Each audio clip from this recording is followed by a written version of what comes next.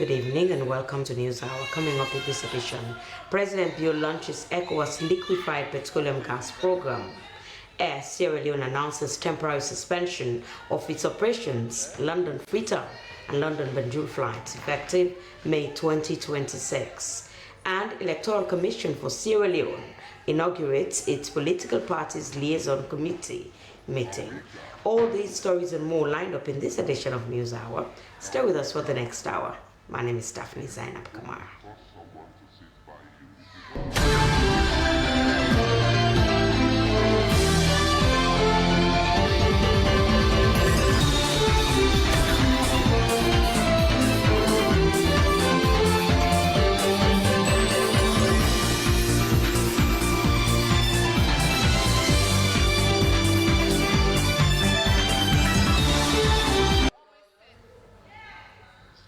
First on News Hour tonight, Air Sierra Leone, in a press release dated 29th April, has announced a temporary suspension of all London Freetown and London Banjul flights for the month of May due to the sudden bankruptcy of its aircraft provider, Ascent Airways.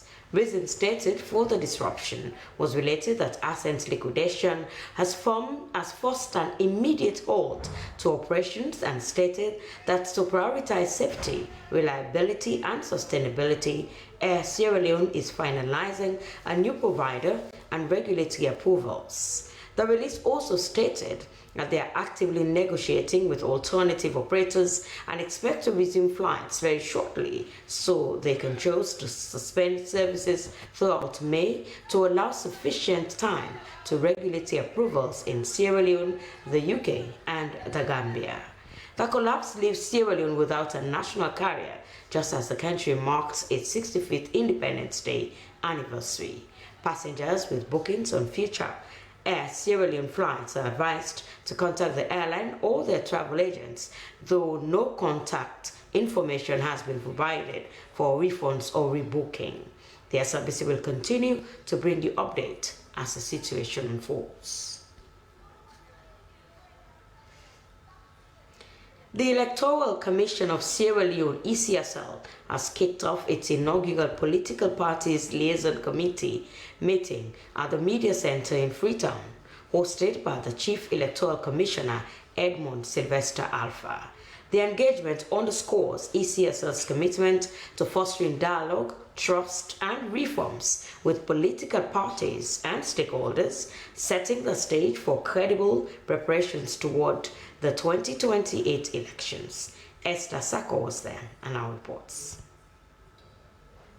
The Political Party Liaison Committee gathering marks a pivotal step in strengthening ties between ECSL and stakeholders, providing a key platform for consultation, information sharing, dialogue, and engagement on electoral matters. In his address, Chief Electoral Commissioner ECSL Edmond Sylvester Alpha emphasized the PPLC's vital role in the Sierra Leone's electoral framework, stating it is essential for building trust, driving reforms, and ensuring credible, peaceful 2028 elections in Sierra Leone's democracy. He highlighted the limited time for 2028 general elections preparations, calling for early planning, timely reforms, adequate financing, and multi-stakeholder cooperation. ECSL remains committed to strengthening stakeholder engagement, institutional trust, electoral reforms, and inclusive democratic governance. These issues also featured prominently during recent engagements with our international partners and moral guarantors, particularly in relation to electoral reforms. He committed to impartial administration, praising contributions from successive governments, political parties like the National Democratic Party, UNPP and SLPP, state institutions, including legal affairs and the security sector, civil society, religious leaders, the media, and development partners like UNDP and ECSL staff. Commissioner Alex Safa, overseeing the Eastern region, reinforced the focus that he wants to make PPLC meetings purely electoral activities guided by the law and key principles. I want to appeal to political parties and governance institutions to please be represented by people who make decisions at these meetings. This is to avoid any misunderstanding and misinformation, because most times we come here, we have discussions, we make agreements, but after the boardroom, something else comes up. He appealed for decision makers from political parties and institutions to attend, avoiding post-meeting misinformation, and outlined upcoming pre-electoral steps like ballot materials, center mapping, GIS, and voter registration planning. The meeting reinforces ECSL's impartial role, urging peaceful conduct from all to preserve democratic gains and national unity. SLBC News, Esther Sako reporting. In a remarkable display of community spirit, residents of Mainkine Community, Calabar Town, in the eastern of Freetown, have come together to fix up the damaged road caused by recent rains. Faced with the challenges of poor road network, the community organized a collective effort to restore essential pathways. Aminata Saise went to the community and now reports.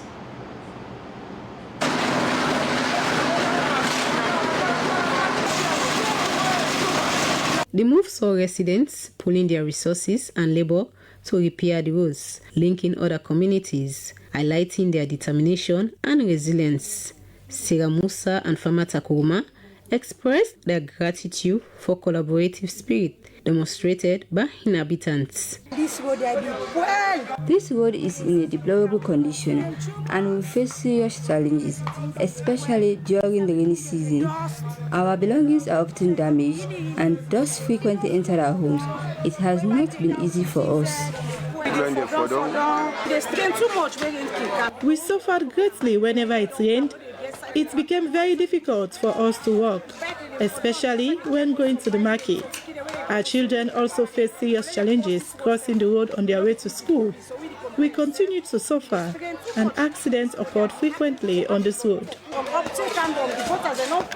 They stated the road is a major route serving the community, stating that teamwork shows how much they care for one another. The initiative not only aimed to rehabilitate the roads, but also strengthen community bonds, fostering a sense of shared responsibility and pride among residents. As the project continues, the Mainkine community sets an example of resilience and collaboration, proving that with unity, challenges can be overcome. Residents call on partners to support the community to ensure the success of the road construction. SLBC News are in Freetown. Aminata Saise reporting.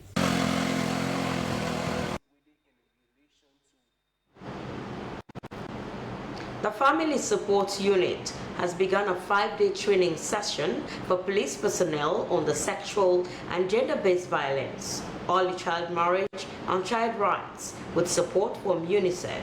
The session was designed to build capacity of personnel in addressing critical issues surrounding sexual and gender-based violence. Abdul Mansari has more.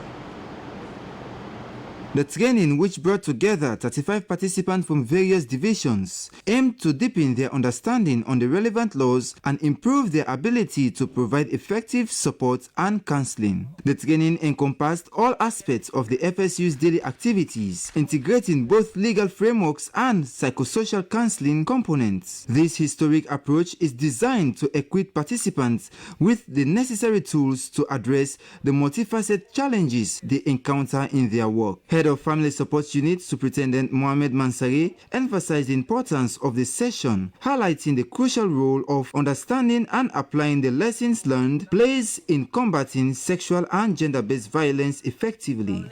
Of women and children can be seen and will be realized from the actions made by our personnel. So that is why we continue to tell the public that the FSU is there to ensure we look into every allegations reported to the unit, and then we treat every case with all utmost seriousness, so that at the end of the day, those perpetrators will not only be investigated at the Family Support Unit, but will be charged to court. so that they can face the consequences. The Director of Training, ACP Joe Kamandabunge, underscored the significance of the Family Support Unit within the broader context of community safety and support. The work of the FSU is crucial for the success of their institution. You can take this very seriously. See how you can commit yourself. Then see how you can go out there and replicate the knowledge that you gain to those who are not fortunate to be here. That is what knowledge. The collaboration between the Family Support Unit and UNICEF marked a pivotal moment in strengthening community responses to sexual and gender-based violence and safeguarding child rights. SLBC News, Abdul Mansari reporting. So now we don't get. So okay, me now. Me, hey. What else? Sierra Leone's High Commissioner to Nigeria, Julius F. Sandi, has called for greater unity, patriotism, and collective action among Sierra Leoneans as the country marked its 65th independence anniversary in Abuja. Speaking at a commemoration ceremony at the Chancery, High Commissioner Sandi conveyed goodwill messages from the government and people of Sierra Leone, including its diplomatic missions in Nigeria and the liaison office in Lagos. He reflected on the significance of April 27, 1961, when Sierra Leone gained independence from the United Kingdom, describing it as a historic moment marked by both celebration and solemn reflection, symbolized by the lowering of the Union Jack and the hoisting of the national flag. He noted that despite decades of challenges, Sierra Leone has made measurable progress, underscoring the importance of drawing lessons from the past to inform present and future decisions. The High Commissioner referenced a recent national address by President Julius Maada Bio, who highlighted national achievements, acknowledged existing challenges, and called for accelerated development, declaring 2026 as a year of action and implementation. Dr. Sandi emphasized that diversity remains one of Sierra Leone's greatest assets and urged citizens, both at home and in the diaspora, to embrace unity of purpose in building a new Sierra Leone. He called for adherence to shared national values, including tolerance, hard work, mutual respect, and solidarity across ethnic, regional, and religious lines. He further encouraged the active participation of the Sierra Leone Nationals Association, describing it as a vital platform for promoting unity and engagement among Sierra Leoneans abroad.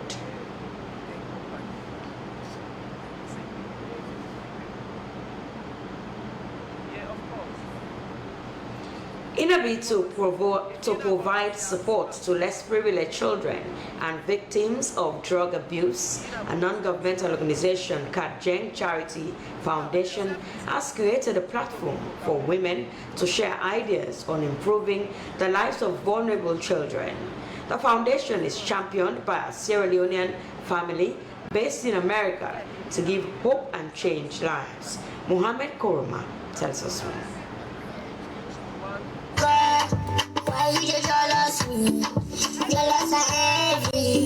In a society where nationalism and patriotism is at the brink of collapsing, other well-meaning Sierra Leoneans believe that the spirit of statehood should be upheld at all costs.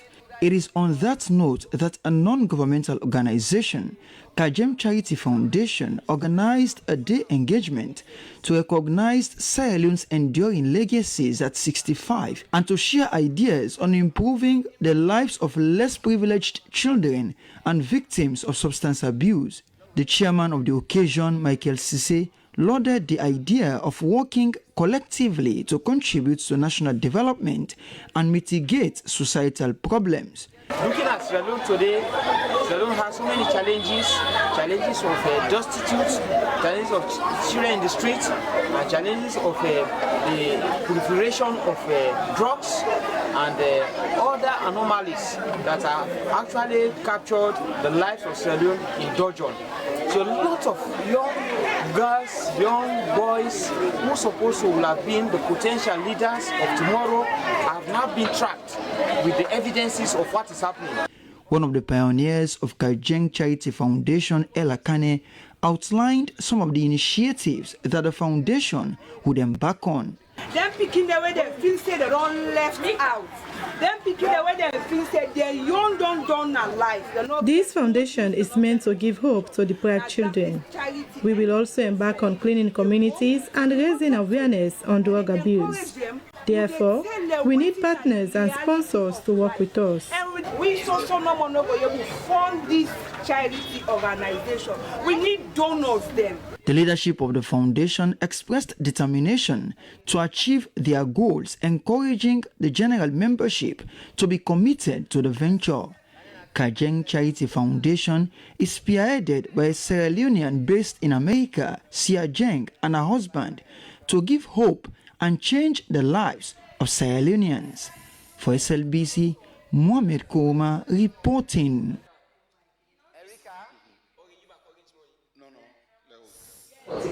So where they on top? So where is they now? They sit there. Yes. We went to the boss telling a camera phone. No, just a talk. Me so just a.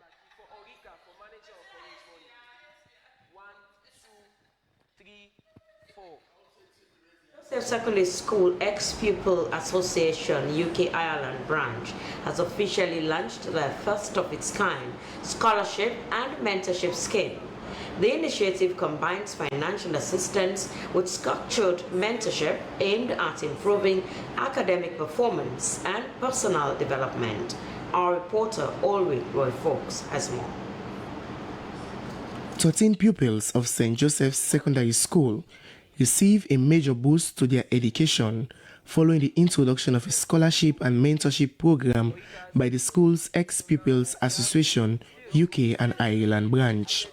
The initiative was designed to support students not only financially but also through continuous academic guidance and personal development support from mentors based in the United Kingdom. Under the program, each of the 13 selected pupils receive an initial financial support of £100. An additional £100 will be disbursed midway through the academic year, bringing the total annual support to £200 per student. Beyond the financial aid, each pupil has been assigned a mentor responsible for providing academic guidance, monitoring progress, and offering personal encouragement throughout the school year. The importance of the scholarship scheme for us, it was about giving back to the school. So what we asked for was for pupils who were doing well in their studies, but who the school felt would benefit from having that extra support. What we didn't want to do is we didn't want it to be just a financial thing. We wanted something to it to be also be a mentoring program, so that all the pupils will be allocated to a mentor. From the UK, so that the people they're able to support them and guide them, and able to talk to them and discuss with them, so that they're able to just promote what they're doing, but also to support them in getting to where they want to get to in life. For the beneficiaries, the program represents more than financial aid. It is structured guidance, academic support, and an opportunity for long-term personal growth. On behalf of myself and my colleagues, I'm here to say a thank you to the UK branch of Ireland, because it's really difficult.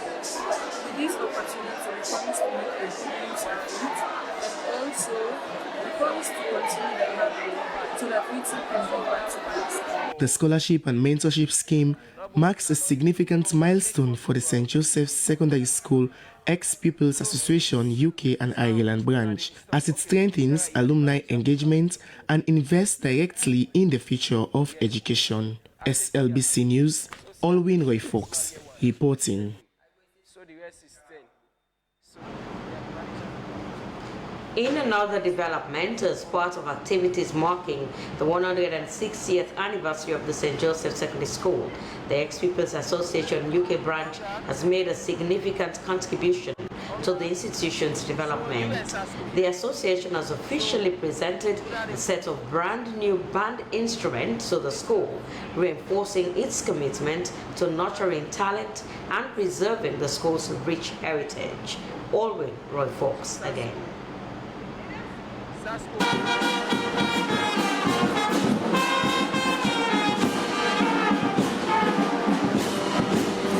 It was a colorful and emotional atmosphere as ex-pupils from the UK branch boosted the school with brand new instruments.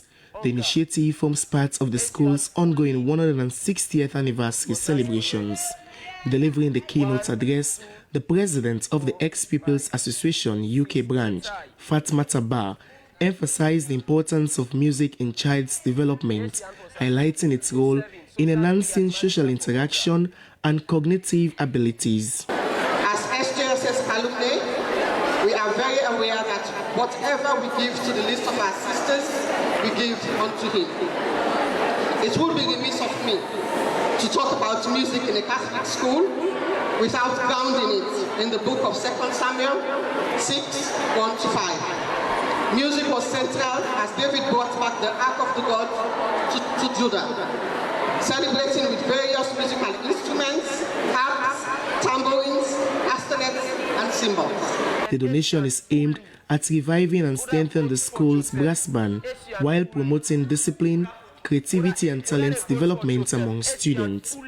The presentation of the band instruments stands as one of the key highlights of the 160th anniversary celebrations, reinforcing the strong bond between past and present students of St. Joseph's Secondary School. The handing over concluded with the distribution of gifts for both the students and teachers of the school. SLBC News, Alwyn Roy Fox, reporting.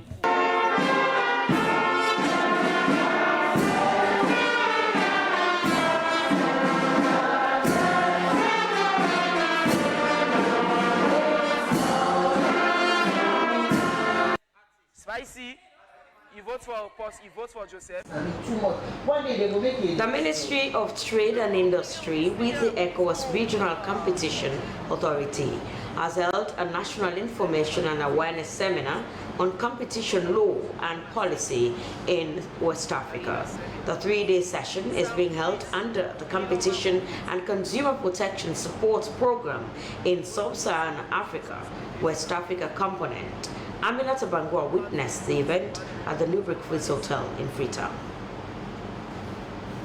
The initiative was part of broader regional efforts to promote the dissemination of competition law, reinforce institutional capacity, and ensure greater ownership of competition policy frameworks. It also aimed at fostering a more transparent and competitive business environment that supports investment, economic growth, and consumer protection. The Minister of Trade and Industry, Alpha Ibrahim Cissé, who reaffirmed government's commitment to promoting fair market practices and safeguarding consumer interests. He emphasized that effective competition policy was essential for economic transformation and sustainable development. In an era defined by regional integration and expanding trade opportunities under frameworks such as the African Continental Free Trade Area and ECOWAS Trade Liberalization Scheme, the need for an effective and enforceable competition regime has never been more critical. As we deepen our participation in regional and continental markets, we must also safeguard our economies from anti-competitive practices, such as cartels, abuse of market dominance, and unfair trade conduct that distort markets and undermine inclusive growth. A representative of the Executive Director of ECOWAS Regional Competition Authority, Yaya Samate, said that the program jointly implemented by ECRA with support from the European Union was to strengthen institutional and technical capacities while promoting a stronger competition culture in West Africa. The workshop is timely because Sierra Leone also is developing its own competition and consumer law and policy currently, which is already on a draft stage, and building the stakeholders' knowledge and expertise in this area will definitely contribute to the effective implementation of the law as it will be adopted by the current government before the end of the year, hopefully.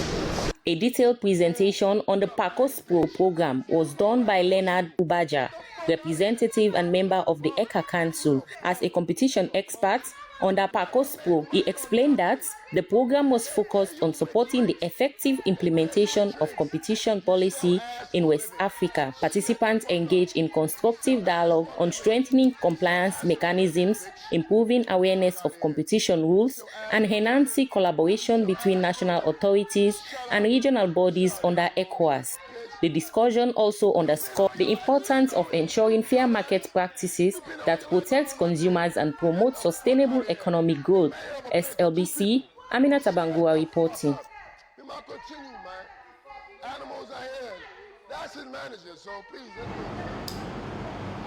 This is News Hour live on SLBC Television in Freetown. We continue with more stories.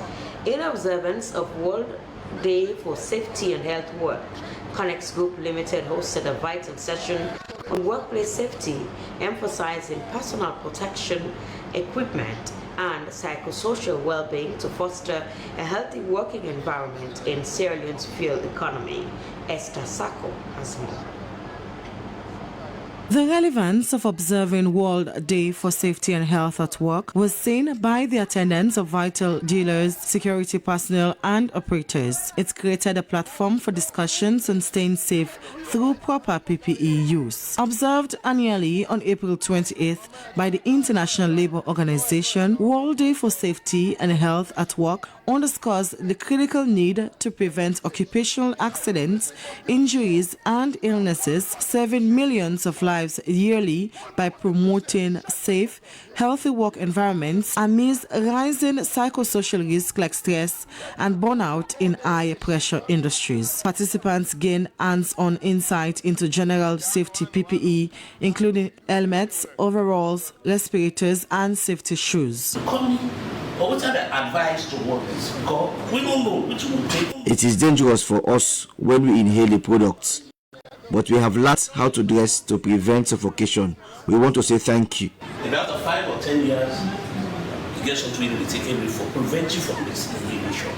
The training stressed daily inspections and maintenance to ensure all gear remains in top condition. A vital point during the presentation by Connex Health, Safety, Environment and Quality Manager Molai Maurice Sisse showed that more deaths occurred due to lack of awareness about hazards, particularly in confined spaces and those driving tank trucks compared to depots and service areas. He said limited knowledge amplified risk in high-stakes field operations. Globally, it's like ensuring the psychosocial impact is being annulled and to find a remedy for the psychosocial impact these days. But by and large, we have a system in place, which is the safety management system that actually evaluates some of these, some of the expectations, and we also ensure that every month we have safety meetings to just refresh the minds of our employees. The session also focused on the psychosocial impact of safety, teaching workers and contractors on how to work securely while boosting productivity. Participants praised the relevance of the psychosocial support and called for ongoing engagement of similar nature to sustain momentum. Operations manager urged all workers to prioritize safety by always wearing proper PPE, avoiding preventable dangers. This initiative aligns with the global theme of World Day for Safety and Health at Work, promoting awareness, prevention, and psychosocial health in workplaces, reinforcing Connex role in building a safer field sector operations. SLBC News, Esther Sako reporting.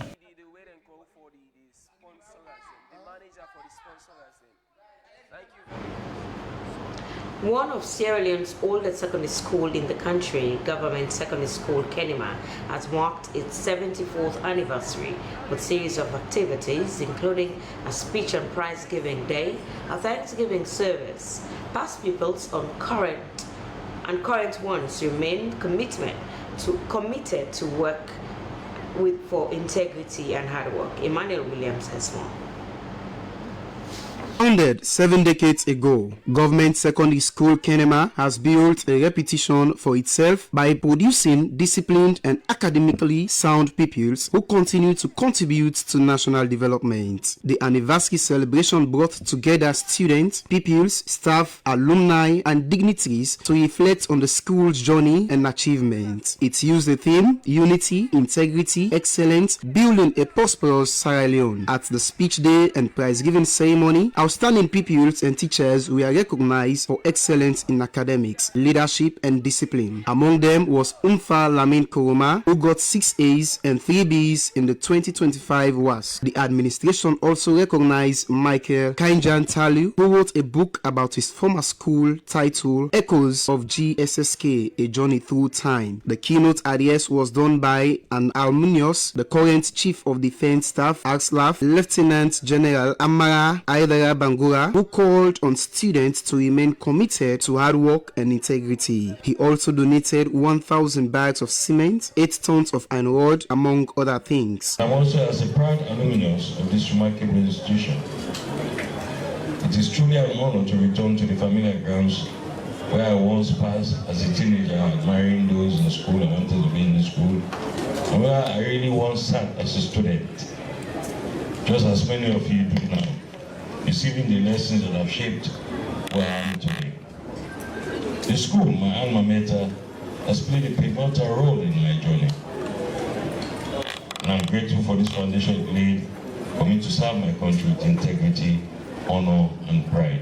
The school also held its annual Christian Thanksgiving service as part of the celebration, focusing on spiritual growth and reflection. It shows the school's commitment to building well-rounded individuals for national development. The school authorities said combining academic recognition and spiritual reflection were key to producing good pupils. During the Thanksgiving service, the Mansaye family, who are product of K School, donated 20 solar lights worth 50,000 millions to light up the school. Stakeholders call for sustained support to maintain its legacy of excellence and contribution to national development. For LCBC News, Emmanuel Williams reporting.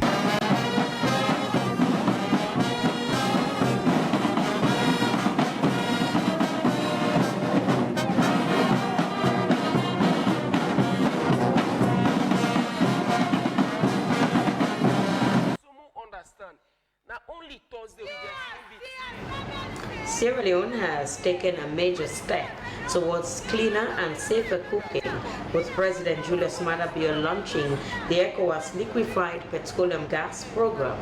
The initiative will deliver 10,000 clean cooking gas canisters to households across the country.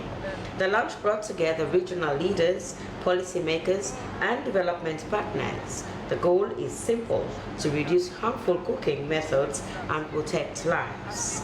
Our reporter from State House, Margaret Senge, filed in this report. It was a high-level gathering with one clear message: clean cooking saves lives.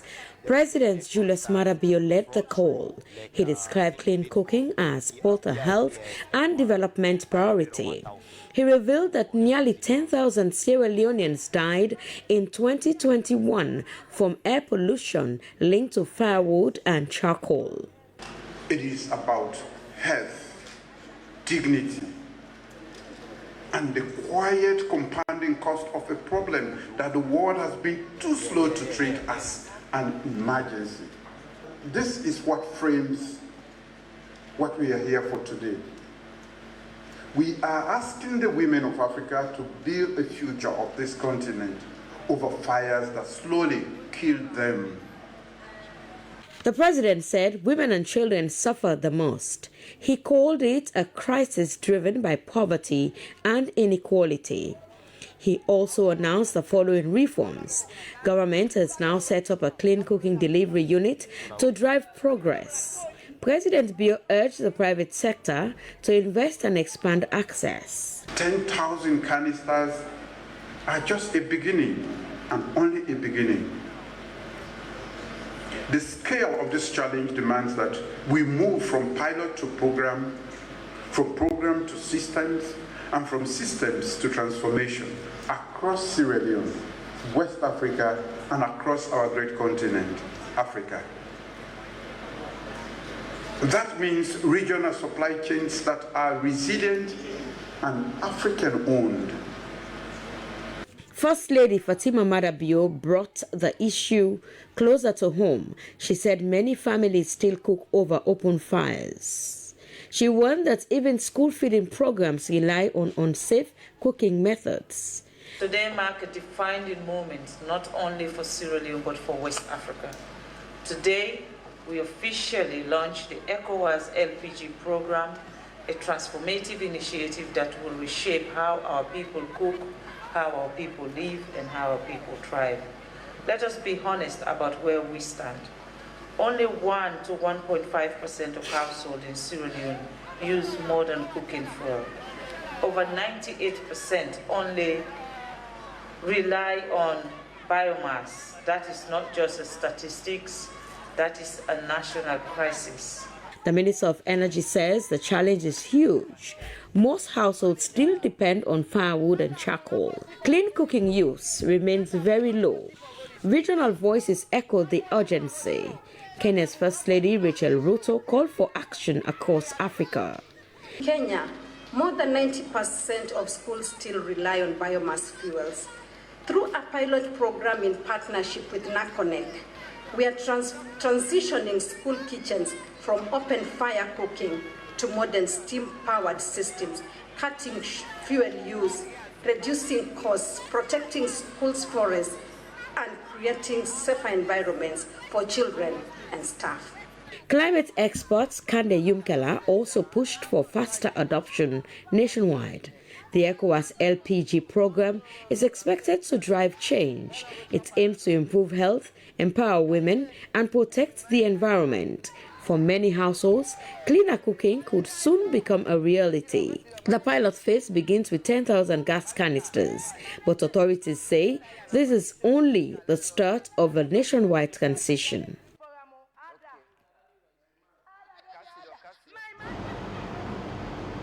The Milton Magai School for the Blind has held its speech day and prize-giving ceremony as part of activities marking its 70th anniversary.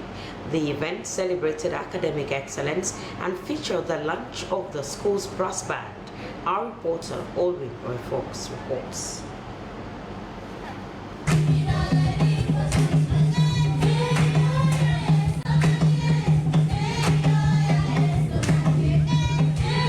It was a moment of pride and celebration at the Milton Magai School for the Blind as pupils, parents and dignitaries gathered for the annual speech day and prize-giving ceremony. The event recognized outstanding pupils for their academic performance, discipline and creativity over the past years. Delivering his report, the headmaster, Salu Toure, highlighted achievements, challenges and ongoing efforts to improve learning conditions for visually impaired pupils. I am delighted to inform you that my administration has seen a significant increase in the number of visually impaired pupils passing public exams. We have now recorded as a school over 15 visually impaired students pursuing different courses in the University of Sierra Leone, Milton Magai Technical University, and the University of Makeni. There are over 30 pupils in different secondary schools who are performing extremely well. Speaking at the event, the guest speaker, Henry Ali Kagbu, also addressed the gathering, emphasizing the importance of inclusive education and sustained support for children with visual impairment. Education for children with disability is more than just lessons in books. It is an education that guarantees them independence. It is an education that guarantees them dignity in life. And it is an education that opens doors of opportunities to them.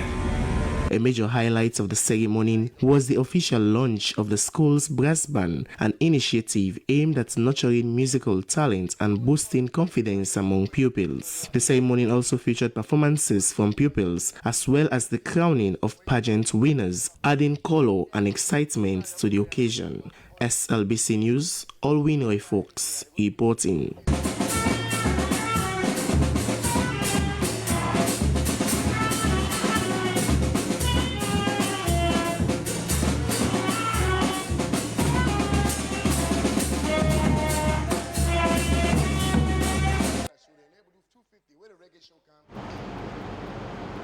Vine All Girls Association has officially launched its 75th anniversary celebrations, marking an important milestone in the school's decades-long contribution to education and character development in Sierra Leone. The event brought together alumni, staff, and education stakeholders to reflect on the school's legacy and look ahead to its future growth. Esther Nene Kamara reports. Throughout to mark the 75th anniversary celebrations, they have put together activities that will climax into their 75th year proper. The launch of the 75th anniversary and ceremonial uniform of the Vine All Girls Association was held at the school premises, where alumni were dressed in their beautiful attire as they reflected on the institution's journey since its establishment. Chairperson of the 75th anniversary, Gloria Shideli, expressed pride in the school's progress, noting that although it is still developing, there is confidence that it will continue to improve over time. She thanked God for the school's achievement over the years, calling on alumni at the diaspora and Sierra Leone to support and celebrate this milestone. As you are saying, the alumni and schools now, they are doing great. So we followed. We are following suit and we knew we're going to do better. Though we are not on the area, we are not having as a centenary, but I know with time, gradually we can do better. Deputy Chairperson of VOGA, Kadiato Conte, said the association is working to improve the school's infrastructure and provide essential learning facilities to make education easier for students. She also highlighted their commitment as an association, noting that they have already contributed significantly and plan to do more. There are so many testimonies here. There are bankers here, there are lawyers here, there are engineers here. So I just want to send a message that the way people perceive the school is far not on that level. We are far above what people perceive. The anniversary launch sets the stage for a series of planned activities leading up to the grand celebration, which is expected to bring past and present members of the Vine Memorial family in a major reunion and fundraising initiative. For SLBC, Esther Nene Kamara reporting.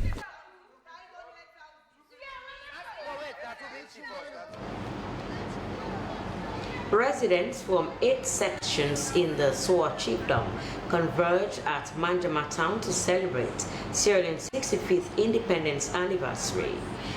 The excitement was great with traditional displays showcasing the traditional values of Soa Chiefdom. The senior section chief of Kukongokuma section, Francis Kokana, lauded the initiative of the paramount chief and his wife for organizing such an historic event in the chiefdom. Dauda Kamar tells us more. The first person we have brought for the award is my husband, the paramount chief of Soa Chiefdom, the first gentleman, Leon P. It was said that unity paved the way for such an event to celebrate the significance of independence. They pledged their support as traditional chiefs across the sections to continue to support the paramount chief and the people of Soa Chiefdom. Wife of the paramount chief of Soa Chiefdom, Anna Foyo, thanked her husband and the people of Soa Chiefdom for their tremendous support throughout the process. She emphasized that the celebration in SOA Chiefdom was to show their value and unique approach to key issues. Madam Anafoyo said that the award given to the paramount chief and all sections chief demonstrated their stewardship in building SOA Chiefdom together as one family. Speaking to his subjects at Manjama Town, Paramount Chief Emmanuel Tocho Foyo appreciates his people for gracing the event while joining the rest of the world to celebrate Sierra Leone's 65 years. Paramount Chief Foyo spoke about 4 things while celebrating the independence, namely bringing independence to the people for better understanding, teaching children about freedom and responsibility, and finally, unity. The PC encouraged the people to embrace responsive leadership that will foster development and peace. He called on his subject to honor the past history and fix the present in order to build the future. He also admonished his section chiefs to preach love and embrace development and kick against any form of hatred, malice, sectionalism that would serve as obstacle towards the progress of the chiefdom. He assured the people that he will continue to push for basic amenities like more health centers, clean water, roads, among others. He used the opportunity to appeal to the government and other humanitarian organizations to support. Promise the children for say the work of this woman we will put her under and make sure say from now henceforth we will celebrate independence in a very grand style. The other stakeholders appreciated the paramount chief and his wife for their good initiative. Distribution of awards and traditional performances was also done as part of the event.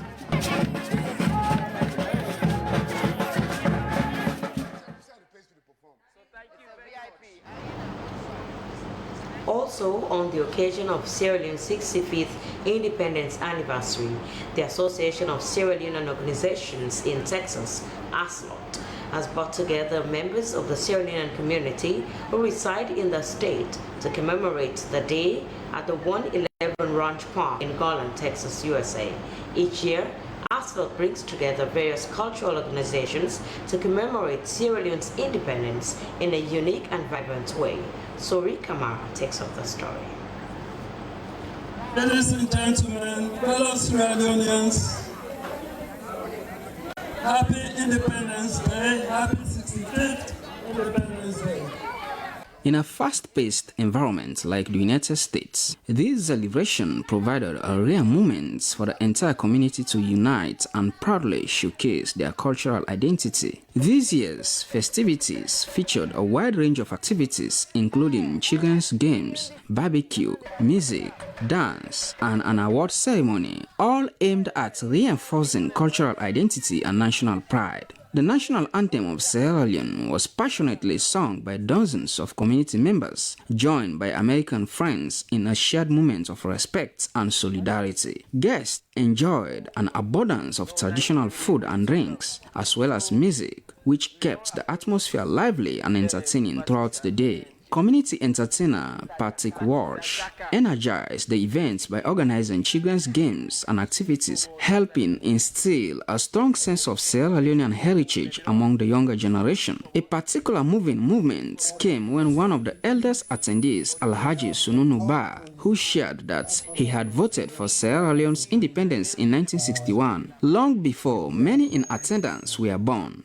His story deeply inspired the crowd. The president of the Sierra Leone Association of Organizations in Texas, ASLOT, Dr. Ruben Ndomaina, emphasized the importance of unity and cultural connection, stating that shared gatherings strengthen ties to heritage and foster a sense of togetherness within the community. He commended the participating organizations, which included social groups, alumni associations, political groups, and religious institutions. Other speakers included Zainabu Koroma, who represented participating organizations, and Kaditi Jansi, who spoke on behalf of the broader community. Attorney Janaba Barry also addressed the attendees, praising ASLOT for its efforts in bringing the community together. The program also featured a government representative, the Honorable Consul Patrick Jackson, representing Texas, and other surrounding states. Suri Kamara, SABC News, Freetown.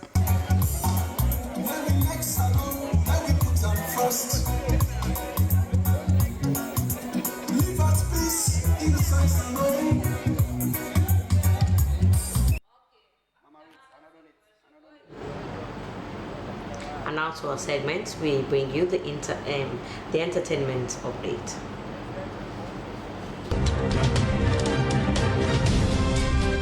Hello and welcome to another update of our exciting entertainment news with me, Abdul Mansari.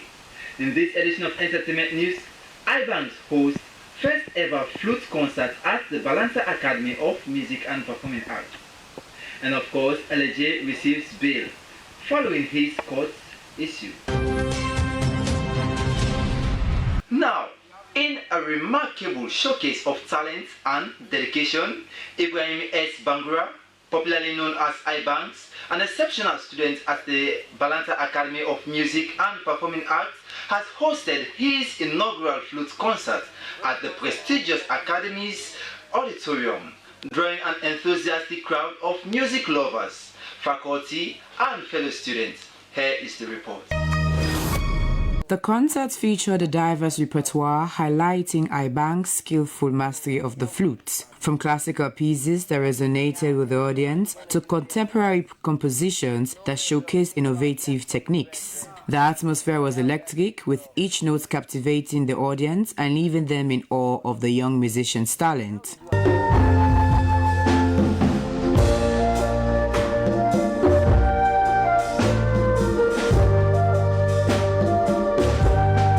Ibanks expressed gratitude for the support received from mentors and peers. He said he did multiple courses at the academy, but flute was his major, stating the success of the event was due to the trainings and coaching he got from the academy. All these instruments that I've learned, flute is my major. I love it so much. The reason being, it is not so common to see Sierra Leonean musicians paying attention to such an instrument. They are going for keyboard, guitar, seven drum, and all of these things, So I want to change that negative. Yeah, and since I've been here, I've been able to have 7 certificates in music. I'm the first person that is having this kind of concept in Sierra Leone as a result of education that I got from the Balanta Academy. A music teacher from Germany, Stefan Flor, commended the flute concert initiative, noting the concert was a nice idea to showcasing such instruments to the country. Stefan encouraged the academy to embark on introducing instruments in schools. Coming to this concert, it is a really nice idea to introduce this flute to the Sierra Leoneans.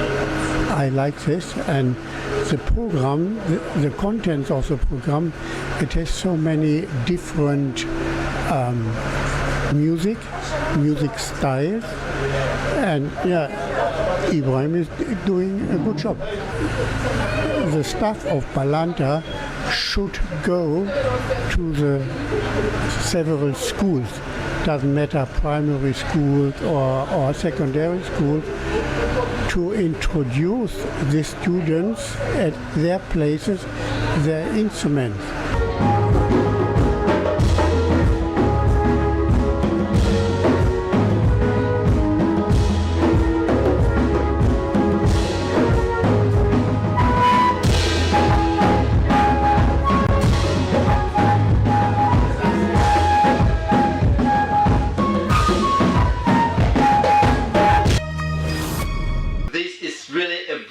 Initiative, and keep it up, Ibanks. Finally, popular Sierra Leonean rapper and peace ambassador LG has been granted bail at the Bo Magistrates following the legal matter involving the mayor of Kenema City. Following the court's decision, supporters welcomed the news, describing him as free man now, as reactions quickly spread across the social media platforms. The jubilate na bo, the jubilate na bo, the jubilate na bo ya. Don't free election, don't free election. Election don't free ya.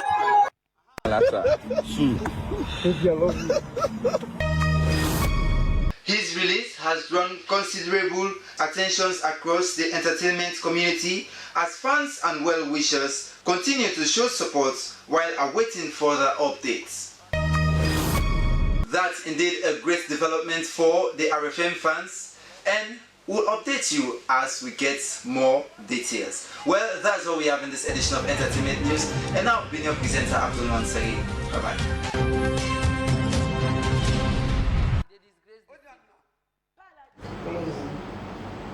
Well, that's how we end News Hour for tonight. To end the news, the main points again.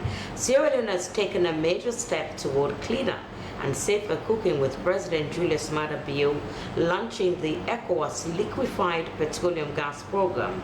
The initiative will deliver 10,000 clean cooking gas canisters to households across the country. Air Sierra Leone, in a press release dated 29th April, has announced the temporary suspension of all London Freetown and London Banjul flights for the month of May due to the sudden bankruptcy of its aircraft provider, Ascent Airways. And the Electoral Commission for Sierra Leone has kicked off its inaugural political parties liaison committee meeting in Freetown.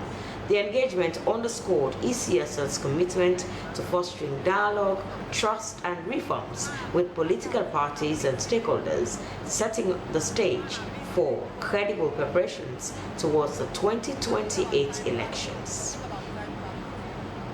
Well, that's all we have time for in this edition of News Hour. Thanks for joining us. My name is Daphne Zainab Kamar. Good night. Keep watching the SABC.